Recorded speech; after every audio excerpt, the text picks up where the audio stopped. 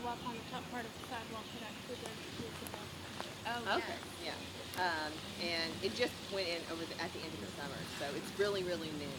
And we're hoping to get a page added to the website for it as well.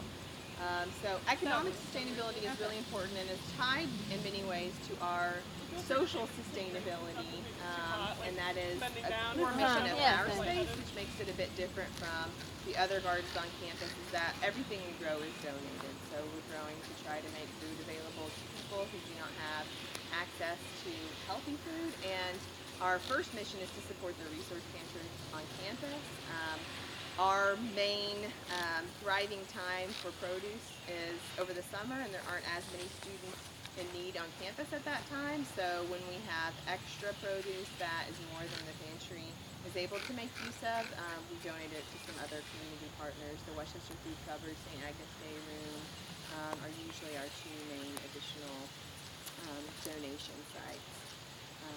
So that's really important to us. Another thing in terms of social sustainability that we've tried to be really cognizant of is the notion of food sovereignty. So we get a lot of seedlings donated, a lot of seeds donated, and we could just choose to plant the maximum diversity of those things, and the first year we did.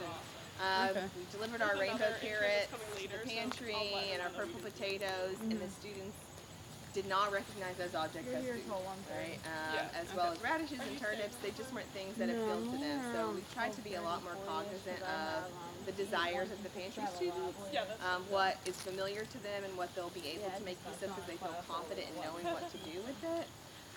And we've also tried to prioritize things that can be eaten raw, because a lot of them are strapped for time, do not necessarily have kitchens or supplies that you would need to prepare food, so we try to prioritize raw over cooked food.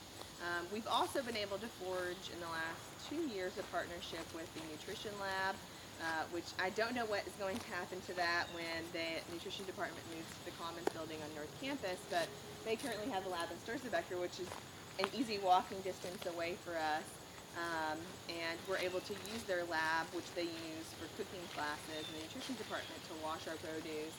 And we try to do as much pre-prep as we can before we deliver it. So this week Liz was really wonderful in peeling cucumbers and slicing them up so they would be ready to go for students. And we try to do that with lettuce as well. We cut it up into a salad mix so it's easy for students to use right away. They don't have to do any prep, or maybe they can't use a whole head of lettuce, and so we're able to kind of stretch it farther to reach lots of different mouths that way. If that's something you're thinking of and you'd like for that space to remain that way, I would talk with Scott Heinrichs, because when we moved to the Commons, they are planning on renovating that space, but if you would like that kitchen space to stay similar, maybe that could be part of their redesigned plan.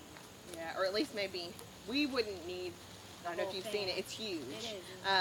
And wonderful, and has so many things in it that make our life easy, but if we could get a little corner of that, that's a great idea. So talk to him like while it's all still in the works and say, can you just leave me like a little space? Because I would guess they would. Yeah, thank you, Whitney, that's a great idea. I think that's all I was going to say for social sustainability. There's lots more I could well, I will say this, that we like to think of this space, and we really tried to reframe, so we have a planting party, not a work day, on Saturday to remove our sweet potatoes, to harvesting the sweet potatoes, which will be exciting, and plant some more carrots and lettuce mix. Those are two of the most loved items by the pantry students, carrots and lettuce mix. And so we tried to reframe that so that this really seems like an opportunity for people to come together and build community. So we're hoping not just to grow food, but to grow those connections. And there's so many times when students have come who don't know any of the other students, and they make friends that they never would have met otherwise.